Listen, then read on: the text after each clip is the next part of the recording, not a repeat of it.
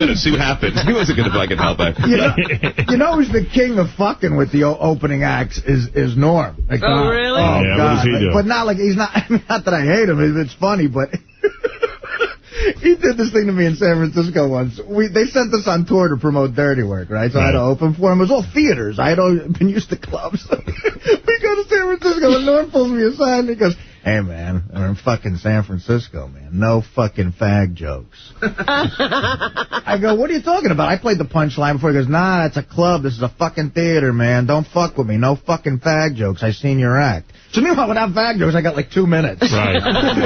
So I got to do 20 minutes. I go out, and he gets me so, he goes, there's critics here, man. Don't fuck with me. Right. So he gets so nervous, I go out and I sweat through 20 minutes, trying desperately to avoid any homosexual issues. Right, because the critics are there. Yeah, right, exactly. He got me scared to death. So I bring him out at the end. I get through the 20 minutes and whatever. So I go, ladies and gentlemen, Norm Macdonald. And I had to bring up, he always waited 2 minutes. Like the applause would die down and I'm just sitting there. And then he'd finally walk out. He takes the mic. The first thing he says, before he says, hello, how you doing? He goes, hey, how about that AIDS? He goes, everybody's always saying bad stuff about AIDS, but I read somewhere where AIDS doesn't discriminate, and that's kind of nice. There's something nice about AIDS. Yeah, that's the first thing out of his mouth. And he did an hour of gay stuff. Wow. Well, at least that's creative dicking. Oh, no, yeah. It's fun. Oh, here's Tab Clock Hour. Yeah, this is like one of those previews when they tell you that the movie's coming out in 2007. Yeah. The first day of rehearsal for Dirty Work, I was scared to death of getting fired, right? We do a scene, and in front of everybody, Norm comes up to me, and he goes, hey, man, you know that last line? You're doing it bad. And he goes, I think you should do it good. Good direction. That's his suggestion. That's what he said to me. I got to admit, but you're missing something. He's parked out front of the cubby. Yeah, right. You don't want that. But you know what you're missing? As a general rule, people aren't looking to be anonymous. What they're looking to be is a member of a club. I'm telling you, clubs are dangerous. I knew a comedian who had this joke, and it involves a real offensive word, but I thought it was funny. He said he figured out a bumper sticker that would piss off everyone in the world. And I said, what is it? He goes, I love niggers. Oh, God. Wow. And he goes, think about that. That aggravates everybody, because it hates black people that got this word that pisses off black people, but you're telling white races you love them. I love I said, you got to make that. He goes, that makes everyone in the world mad. They don't know what to do. You might have a car that's just completely keyed. It has no paint. Why don't we make those bumpers? Because I would love to see a Klan guy walk by and his head explode from confusion. Hey, we should get... He doesn't know what to do. What, you love Nick? Wait, Nick, what? Howard, for TV, we should just get a car and put that bumper sticker on it. Just put like a time camera on it. And see what happens. That's Come good. back and the car's completely demolished. Tell Goodstein to go out and shoot that right now. I'll tell you, it was Norm Macdonald. There's a great movie. movie. That's Norm's idea. Norm's brilliant. But I'm telling you, as a general, people He doesn't want attribution. Yeah, no, I don't know he would. Park it in Harlem and the Deep South and see who reacts to it more. Yeah, let's see where the car gets the most damage. Who gets pissed? But yeah, Norm came into the studio once with that drawl. He goes, hey, man, I thought of a bumper sticker that makes everyone fucking mad. I love niggers. Well, there you go. Yeah. To change your image tonight for Letterman, it's not going to work. No, I would never do that. That's like, people ask me when I'm wearing at Carnegie Hall, you're going to wear like a suit. I'm like, I'm not going to wear a suit. Well, do you feel funny, though, because Letterman's sitting there in a suit and you're in a T-shirt? Well, like I say, I've done Conan a bunch of times. He's always in a suit, and I look like hell. Although Letterman sometimes will bust your balls about that. I've seen him do that with people. Like, thanks for dressing up. You know what you're going to talk about already? You've thought it through? Well, again, that's the beauty of being on, this great show for so many years. I have some stories that I think he'll like, that I know will do well. Like the Rickles story, I think he'll love. That's a great one. And the beauty of being on here is it's tested already, and I think he'll like, because I think he likes show business stories, like about Rickles and stuff. Sure. And then me and my father at the World Series. See, the problem is you don't have to go through this. I have to talk to the segment producer, you know. That's the worst. And thank God I've done a bunch of those for Conan, so I'm a veteran of it. But that's today at noon. So I'm stressed. That's more stressful than the fucking interview, because you're pitching these things to a guy you've never met, and they just sit there. Like, well, you know Frank Smiley, right? Right, yeah. He's a good guy, but, like, pitching him... I got to tell him 8 stories. Right. Conan's going to pick 2 at tops. And he's like, at the end of the story, he goes, okay, well, what else we got? Right, and never a reaction. You never know if anything's any good. Well, in the early days when I did Letterman, that was, what else we got? And I would go insane because it makes you feel so unfunny. Like, it's like, you know, I don't want to sit here and do this for Frank Smiley.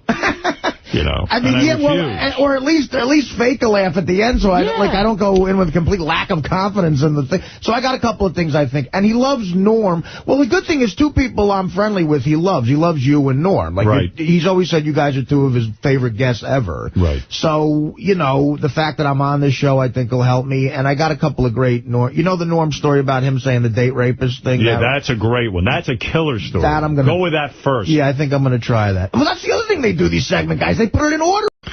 So, yeah, no, I actually heard from a lot of people that you didn't look well. And you know, it's funny, Beth said to me, God, look at those clips of Artie from Beer League. She goes, he's such a good-looking guy when he's thin. He's so good-looking. She was saying, I wish Artie felt like he was a good-looking guy when he was thin. Yeah. He just doesn't. I'm a self-destructive. It proved it last night. Like, I went from looking like I did on the show to that clip in the movie, and it's a different person. Does anybody make a point of...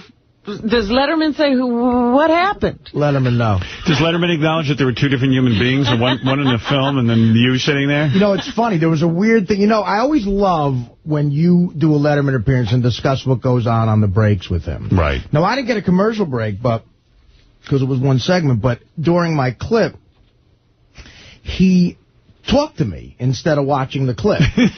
And... I wanted to see... It was a clip. It was a weird thing. It's a long setup and one big joke at the end. That's the scene. Right. So I wanted to see if they laugh at the joke. So I'm looking at it. And he took the time during the thing to ask about Norm. I guess some people think Norm has just disappeared off the planet. Well, he has. And he said to me, he goes, do you hear from Norm? I go, yeah, I just talked to him last week. And he goes, God, I really miss him. He's so great. I think he's funny. Please tell him, we want him back. And I hope he's okay. Is he okay? And I go, yeah, he's fine. He's fine. He's just, doing some stand-up and stuff. And it was weird. And then out of the corner of my ear, I hear a big laugh, so I guess I got to laugh. And then he just goes right back into the show. It was weird, you know? I'm surprised he even played a clip from Beer League. He hates playing clips. I don't know. You were lucky you got that. Yeah, I was surprised when J.D. said, yeah, you got it. I said, you got a clip played. That's great. That's a big deal. And it did get a very big laugh. It was like a good appearance altogether, comedy-wise, but I looked, near death. So, in other words, Letterman wasn't watching the clip. He didn't notice that there was another guy on screen. Exactly. He didn't take note. It's funny. You know what was weird? You know what got a giggle, too? The fact that I was on screen with Ralph Macchio. And it is a little weird. Yeah, the Karate Kid. And he's sort of iconic from that movie. Oh, and it's like looking at him and a plumber in a movie. Anything else, John? Yeah, we're going to talk about how the evening went, get other staff reviews, see if expectations have changed for this weekend's big opening, and also... Gary's going to tell us what happened to Norm this morning, because he was supposed to come in today. Huh? Classic Norm behavior. What is it? What's his problem? I don't know, man. He was at the party last night, and I was like, dude, really come on, man. I mean, you got an album out, let's get going. And you know what else? Norm is one of those guys, just to make this clear, that busts your balls. 2 or 3 times we had to change his appearance. And is that right? I didn't know that. And quite frankly, we had the Hodeo and stuff today, and we had to squeeze him in. And there was a whole thing. Aerosmith was coming in, but Steven Tyler's sick, and they had to reschedule. But the thing is, I mean, don't bust my balls and then not show up. What's the matter with He's a good man. I love him, but I don't have any defense for him right now. He's just Norm. I guess you got to, you got to accept it. I'm disappointed. Would love to have seen him. Anything else, John? Yes, Fafa Flo. I just want to give you the heads up. We were supposed to have Norm Macdonald on this morning. What happened to him? He just woke up. He just called me. Oh, boy. Way to go. Tell him to hurry up and get over here. You know what he said? He goes, I went to that Arnie thing last night, and I tried to stay up all night. That didn't work. So sounds like Norm. We'll hopefully get him on another time. Hey, man, what's happening. I just woke up. Yeah. What are you guys doing? What? It's not my fault. You know, when I used to come with him to this show, he would say, get to my hotel like 7, and I would get there, and he wasn't up. No. You had to wake him up. That's why he wanted you I would have to wake him up, and then he'd sit there and bullshit, and I go, we got to go. Then he'd bullshit, and then at like 9 o'clock, he goes, hey, man, we got to go. What the fuck are you doing? Notice he always was on time for Saturday Night Live, though. Yeah, well. Hey, you know, it's funny when something's important to you. I still say he was the best anchor man for Saturday Night Live. He was. A lot of people say that, and I still agree. Weekend Update was the best. And why doesn't he just go ahead and do a show like that? He himself has said, because he himself has said that he would have done that job for the rest of his life. He would have liked to have retired like at 64, like a Walter Cronkite, except doing phony news. He loved it. He was good at it, you know, and delivered, but they got rid of him with all that bullshit with the OJ stuff, I guess. I don't know. What OJ stuff? That Don Ohlmeyer. That was cited as a reason why he was fired. Oh, really? Yeah, Don Ohlmeyer was friends with OJ and Norm. The joke in particular that Norm did that really... Because when the verdict was about... This is just a rumor I heard. I don't know if this is true at all. When the verdict was about to come out, supposedly Ohlmeyer said, really lay off if the verdict is weird. And after that memo goes out, OJ gets, acquitted. And the first joke on the next Weekend Update was a picture of O.J. Simpson, and Norm goes, it's official. Murder is legal in California. So funny. So I think they just, after that hammering, were pissed. But. Well, anything else? No, that's it. That's what's happening. All right, thank you, Robin. I was listening to Norm's new album. He's got a comedy album out, Norm Macdonald. Yeah. It's a funny bit between him and Will Ferrell about the world.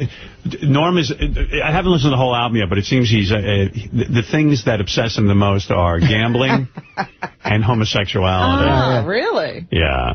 Hey, That's by the way, interesting obsession. I haven't forgotten about Artie's movie. I want to hear what happened this weekend. Should I say, or what? Let's wait. Let's wait, because I don't even know. Okay. But I just want to get this out. This is a bit. It's about 4.5 minutes long, but this is from Norm's album about what it was like for the first 2 gay guys. And he knows. Yeah, this is the first 2 gay guys in the world. I think he's taking some artistic license here. Because think about it, who were the first 2 gay guys? Who figured this out? Right, that's the premise. It's a good premise. It's a great one. It's hilarious.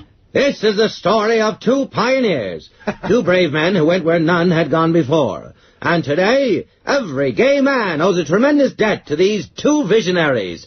This is the story of Bill Delaney and Fred Henderson, the world's first 2 gay men. Thursday, March 26, 1954, 5 o'clock p.m. Man, what a great game. Exciting football. Hey, Fred, does it get any better than this? I mean, we got football on the big screen TV. We got steaks fresh off the barbecue, cold beer, you know. Hey, all we're missing is sex with women. You read my mind. Sex with women is the greatest, isn't it? Are you kidding me? I love sex.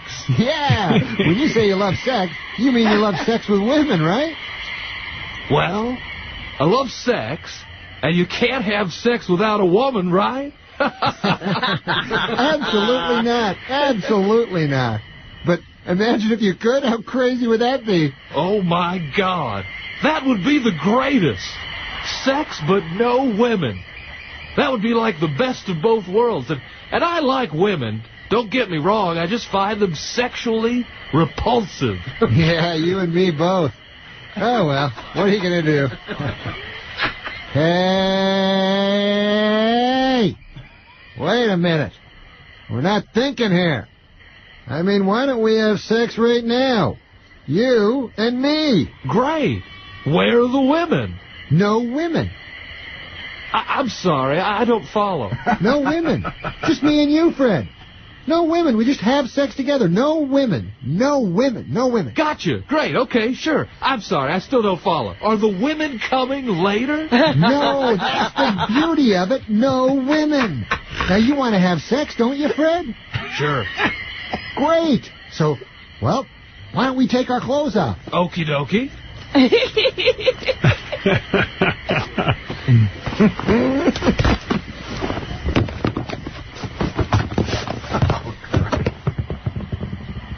All right, we're completely naked.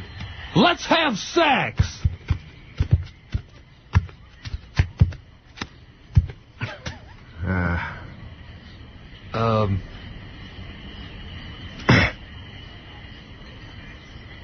Well, go ahead. Well, the thing is, I don't know what to do here. Oh, Fred, do you have a vagina? Do you have a vagina? No, I don't. Oh. Well, let me think here.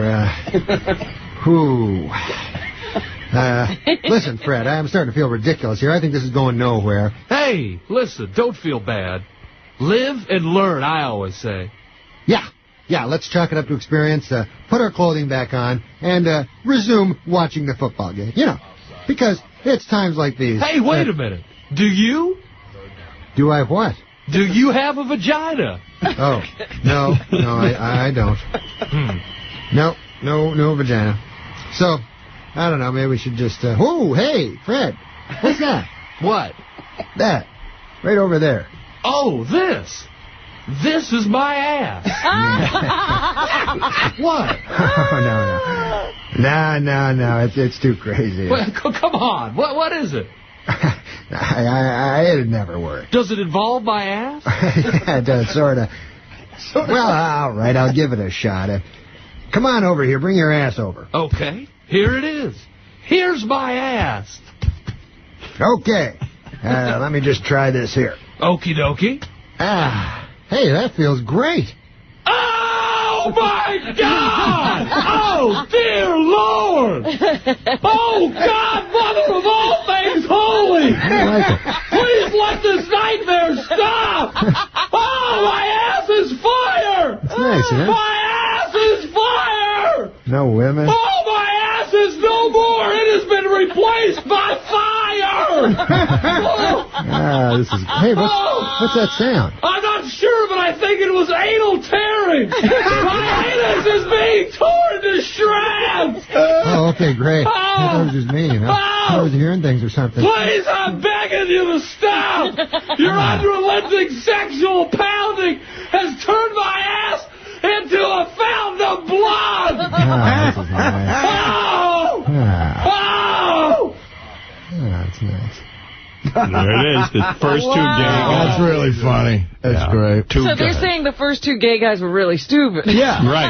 Apparently they were dumb. Two dumb gay guys. And they sounded like Harry Carey and Norm. Hey, a little background on that. Chris Farley was supposed to do the Will Ferrell part. Right. I'm on the album as well. I'm in a couple of bits. And it took Norm literally almost a decade. Thriller took less time than this album. I take my part 7 years ago in L.A. Stop it. I swear to God. And Farley died the day before this was scheduled. Oh. Yeah, he was going to play the Will Ferrell part, and I had heard a rough cut that Chris had put down in the studio, and, you know, you can't get any better than Will, but Farley and that maniac are like, oh, my God, you know. It's funny. Yeah, a little backstory there. There you go. That's the Norm Macdonald. It's called Ridiculous, right? Is that it? It's called Ridiculous, yeah. Norm Macdonald's new album. He wrote something very nice to me on the liner notes. He's a good man. What'd he say? He thanked me because, you know, obviously you don't get paid hardly any money to do it with him. And he just wrote a nice thank you. All right. Okay. Well, he does have that ability to sort of insert himself into situations with rich people. Yeah. And he's with the right guys, too, because I'll tell you, and Sam's a very generous guy. But Norm as well, and Sam will attest to this. Sam, who was Norm's best friend the second season of the Norm Show? Kato Kalin. You're kidding. I spent an entire year with Kato Kalin. I know stuff about Kato Kalin. Norm, Kato befriended Norm. I can't get into this whole thing. So we do, the Norm Show was 2 seasons, all right? Right. And we shoot the first season of the show. No one knows if it's going to get picked up yet. So I go on the road doing stand-up, and I come back home. I find out that the show gets picked up. In the meantime, you know, Norm is living in L.A. So I get back you got to be back on the set like August 1st or something. So I start moving back out there like July 28th. And this girl, Lori Jo, who Sam's talking about, and maybe even Sam might have called me up and said, Norm wants, to play a big poker game tonight at Norm's, which we used to do all the time. He's come by. He goes, oh, wait, you're going to meet Norm's new best friend. I'm like, who's that? She goes, you'll see. I walk in, and it's Norm and these guys we used to play poker with, and Norm's crazy ex-assistant, this kid Danny Wilson. And Kato Kalin. One of the main characters in the biggest trial of the century. Well, Ralph is the Kato Kalin. I mean, Ralph. It's amazing the parallel. It's a type of guy. It's yeah, like he's the poor man's Kato. No, I mean, yeah. Poor man, you're rich. You got more money than OJ. No, Ralph's the poor man's Kato Kalin. But can I just say something about Ralph? There's such a level of entitlement. He always says, I don't feel entitled. But, like, he'll go to Sam's house, and you would think being in the guest house and having access to servants or whatever would be enough. He was out there one time, a couple times ago, and if I have the cars wrong, tell me, Sam, but I guess the Bentley was parked in front and the Mercedes was parked behind, and Sam left the keys to the Mercedes for Ralph so Ralph could go around and do what he wanted. And somehow Ralph talked the help into giving him the keys and moving it so he could drive the Bentley. But you got it. Like, the Mercedes wasn't enough. The Bentley was what he needed to be. These guys are great at doing it, and L.A.'s filled with them. Now, what Kato did that whole season, like, systematically, by week 15, Kato was on the show. Yeah. Kato got onto the Norm show. Kato was looking for a job out of it. He had he gets kind of passed around, too, because there was a writer-producer, Kevin Curran. I think he's on The Simpsons now. Yeah. He used to be on Married with Children, and the first time I met Kato was after the O.J. trial, and he was hanging out with Kevin Curran. But he was like in my life. Like, I would go to work, and Kato would be, whether he had to work or not, he was at rehearsal. And what did Norm get out of it? Well, Like, Norm just said, hey, look, he's a good guy. And, like, we would all go, like, I don't know what's... So Norm got so friendly with him that every once in a while we go to this tennis club by Warner Brothers. All right. And we play doubles tennis. And Norm and Kato always had to be a team. It became, like, the 4th fucking grade. So me and one of the other writers would always play Norm and Kato in tennis. And I would tell the writer, I said, listen, if we lose to these motherfuckers, I'm gonna tear Kato's head off. Because if they got a point, and Norm is so competitive, you want to strangle him. Right. If they got a point, man, Kato would go like, Howie. And you just feel like going, you murdering fuck, you killed a woman, you helped kill a woman. Like, Kato didn't have anything to do with murdering a woman. Well, I felt like saying that to him. Oh. But you know, he would make you livid and red with anger, and like Norm and him were just the best of buddies for a year, like he had his... And what happens that the relationship They had ends? a falling out somehow. Oh, really? Of course. The Norm show got canceled. I came back here. I started here, and then eventually I heard they had a falling out. But it's like... I think Kato was Norm's phone-a-friend on Celebrity Who Wants to Be a Millionaire. Get out of here. So when they were playing tennis together, they always had to be like a doubles partner? Oh, my God, how Like, it became like a thing. And you could see how insidious it was. And me and this other kid we'd play with, like, we used to beat him most of the time, thank God. But Oh, my God, really? Yeah, if we lost... Well, he gets so... Norm is the most... We got thrown out of the club. There was an incident with David Hyde Pierce. What?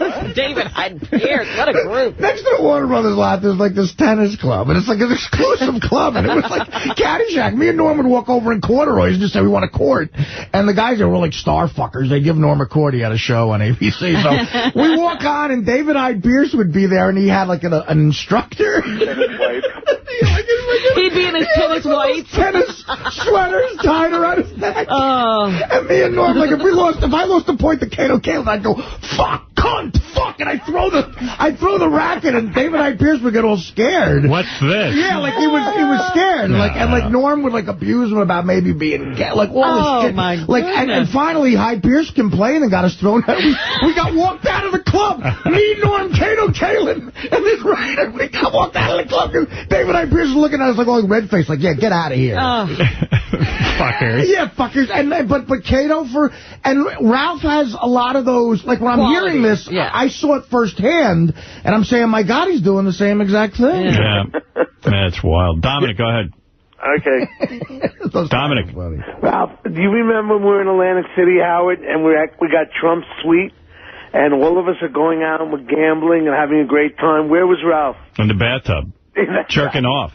He spent, I don't know how many hours sitting in the tub. Yeah, like we were all playing cards. We were beside ourselves, and we got this cool suite because Dominic, has a suite down there. Right. And Ralph goes, I'm going to stay behind. And we come back, and he's in the bathtub, like, luxuriating. And was like, dude, what do you... He goes, it just feels good. But you see why Hollywood... I go, chicks take baths. But you know what's Hollywood's so frustrating? I'm sorry, Garrett. About, for actors, you know what I mean? Like, Kato Kalin got a part on the show, and it was like he had jokes...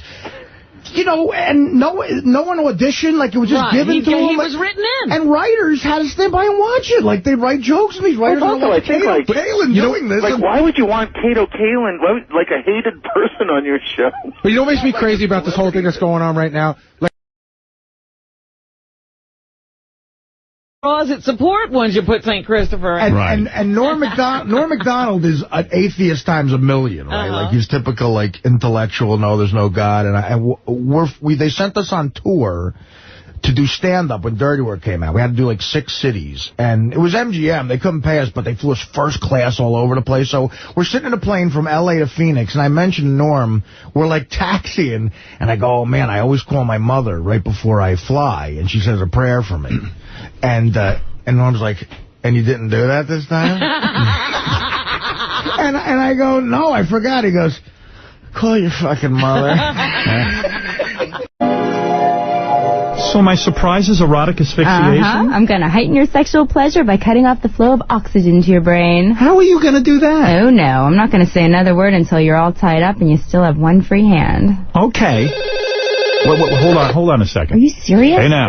Hey, what is it, Ralph? I'm in the middle of something. Hey, listen, I just made a list of hot chicks who hit the wall. Yeah, good. Number 1, I got Brooke Shields. Right, Ralph, I got to go. At number 2. Ralph, also, I you're got killing me. Shut up. American Pie. They're all a mess. Ralph. I got a watch list, too. Jamie Presley's on. She's got about a year left. All right, hold on. Joe in San Diego, make it quick. Go ahead. Hey, Howard, listen, I'm listening to the bitter half, and it's awesome. It's hilarious.